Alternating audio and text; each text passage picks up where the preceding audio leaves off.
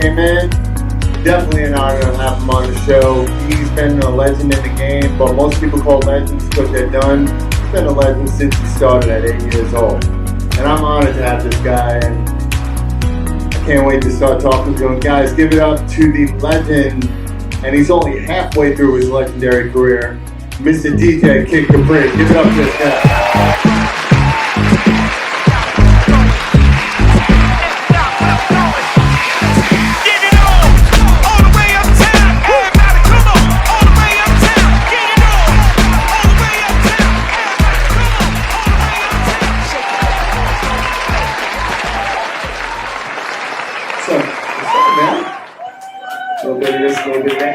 Welcome to Harlem, man. Welcome back. Welcome back. Thank you. Listen, Harlem is full of legends, but to bring them back on the show, it's an honor to have you here, man. Thank you for being here tonight. Give it up for Kid Capri, seriously. So we all know your career so far, Def Comedy Jam, Russell Simmons. You did the beats for Boogie Down Productions, Heavy D, Big L, and the list goes on. But you're doing something even greater right now, which is dear to a lot of our hearts, the Give the Kid Foundation. It's a great charity. Tell us Pat about what you're doing. Well, to go back to what you said, yeah, the Big L. Well, I didn't produce Big L. I was on the record with him, but I did Heavy D, I did KRS, 50 Cent, Madonna, Jay-Z. Recently, I won a 7 Grammy album with Kendrick Lamar. Always on the road and on all the things that's going on, Sirius XM and all that, but there's one thing that always been special. It's always been about me taking care of kids. Before I had a name, I used to go into this place called Kingsbridge Community Heights, and I used to take care of underprivileged children there. And once I got on, I got so busy that I couldn't be able to get back to it. And I used to always tell my manager that I used to see these commercials on television for, taking care of kids and send money to this and send money to that. And I never really got a chance to do it. I used to tell her I want to do it. And one day, it just sparked me and just said, if you don't do it now, you ain't never going to do it. You're always going to be busy. You're always going to have another reason or not, to get deterred from what you're trying to do. So I said, we'll knuckle down and make it happen. So I went and got my foundation together, started this thing called Give a Kid. I went to the first school, my old school, 143 John Peter Tate's Hall, which is MS 244 right now. And I gave all these different gifts with my wife, and we gave all these different gifts to all these kids, and made them come up and dance and have a good time. My daughter, Vina Love, she performed for them. And it was really dope to see how happy it was, to come to school and to do that for them. They was really happy. So we was going to continue doing it across the country. We're going to do a backpack tour. Me and Fat Joe is linking up. We're going to go to Puerto Rico and treat a couple people over there. So we're going to definitely stay on it. I was on the Breakfast Club today talking about it. So it's something that we're doing.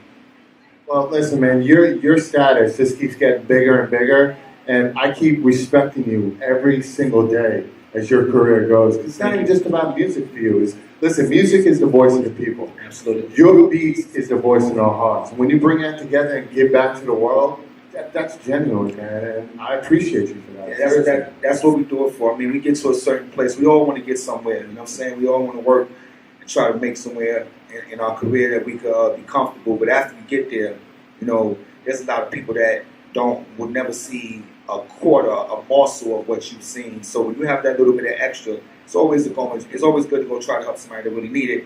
And a lot of these kids, man, when you, especially in Puerto Rico, with everything that's going on right now, the last thing they're thinking about is school supplies, because it's so big.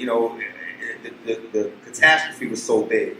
It's like, so somebody has to do it. At the end of the day, when we go over there, we're going to try to do the best we can for them. But it ain't just there. It's schools across the nation. We want to put a food truck in front of the schools in the morning so kids can eat in the morning. So there's a lot of families that can't afford to feed the kids in the morning before they go to school. So they'll be able to eat, go to school, and have a productive day. That's great. I'm loving the vision. You call it like a kid cart, just like right in front of the school. Right, kid cart. That's nice. Yep.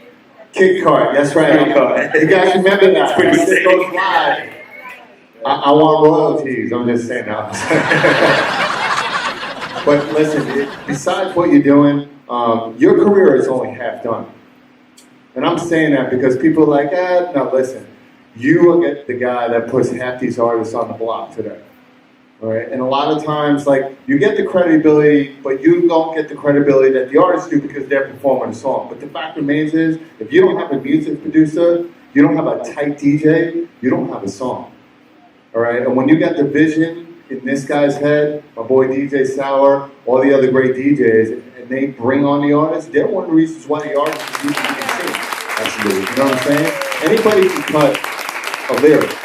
You know, especially when you dub it today, but nobody can create a beat unless you're talented. See, it's more than that. It's about the vibe. It's about when my crowds come see me. Anybody can play those records, Right. you know. Anybody can grab a bunch of MP3s, put on a computer, and play them. It's not about the records. It's about the person that's delivering the message. And when you get people to stop what they're doing, stop dancing, stop having a good time, to watch what you're doing, then you have something powerful. Right. You know, and at the end of the day, you know, I didn't do this. I didn't get involved with this, you know, with the thing about making money and stuff. I did it when there was no money. I played in the street for people. I just wanted them to see me. You know what I'm saying? There was nothing. It wasn't making nothing for me. So, you know, I came from that era, and then to see where I'm at right now from then. You know, I'm just blessed, so I take this every day. I thank God every day for my position. You know what I'm saying? I don't abuse it. And I make sure I try to create opportunities for other people. Whether it's small or little, it's something. You know what I'm saying? And that's what keeps it going. That's what keeps it going. That's why we doing this Give a Kid thing is so important to me. Because I know what it could do. You know, we was just in New Orleans. We watched a little 8-year-old kid with no shirt on, beating on buckets, 2 buckets. 1 bucket was for him to play on. 1 bucket was for him to get his money. And he's 8 years old. You know, my wife is standing there looking at this. You know what I'm saying? This is a kid that, you know, if I had an 8-year-old child, he would be right next to me. He wouldn't be out of his house. This kid is in the middle of the street trying to take care of his family. You know what I'm saying? And I seen that, and, you know, this is something that goes on across the world. You know, and how you just look at that and don't try to help that, you know. That's where we at right now. And ironically, you started at 8 years old, right? And I started at 8 years old. You started at 8 years old, right? That's when you got your name. Yeah. Well, I got my name, I think I was about 10. Okay. A girl named Olga Carter was in our circle. And she was, I think, a year older than me. And me and her was going to class together in 6th grade. And she said, Kid Capri sounded like a good name for a DJ. I tried the name. I was looking at Kid Capri, where do you get this from, man? And then put the name on a sweatshirt and kept the name. And then a couple of months later, she was shot and killed by accident. Straight bullet hit her. And I ended up keeping the name. And when that happened, it hurt the whole neighborhood because she was definitely one of the immediate girls that was in our circle. And it was a bad thing. But I kept the name. And it took me, man. It took me to where I'm at today. And, you know.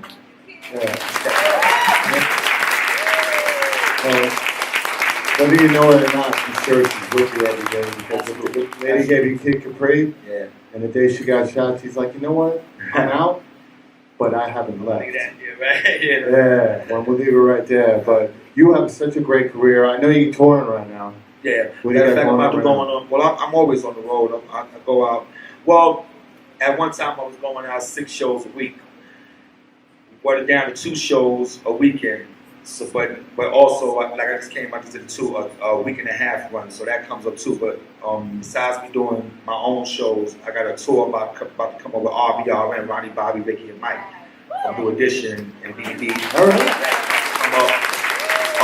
We're doing that. Have a whole lot of that. Got this big, got a lot of stuff coming. You can go up on Kid Capri 101 and Instagram and see all the flyers everywhere, man. So many things I can't remember everywhere, but I just did New Orleans, 4 sold-out shows there. The last show was with Idris Elba.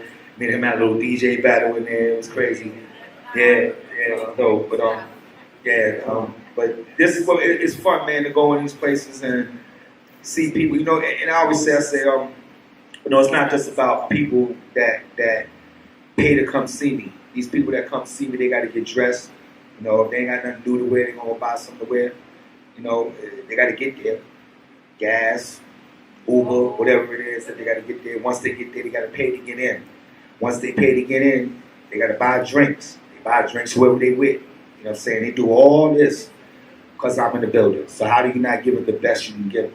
Exactly. You know what I'm saying? So it all goes, you know, I need them like they need me. You know what I'm saying? Well, we appreciate you, man. I mean, I love the fact that part of your art is just saying you're paving the way. Because listen, most of us average, what do we average? 70.4 years of our lives. So use at least half your life to pave the way for the next generation.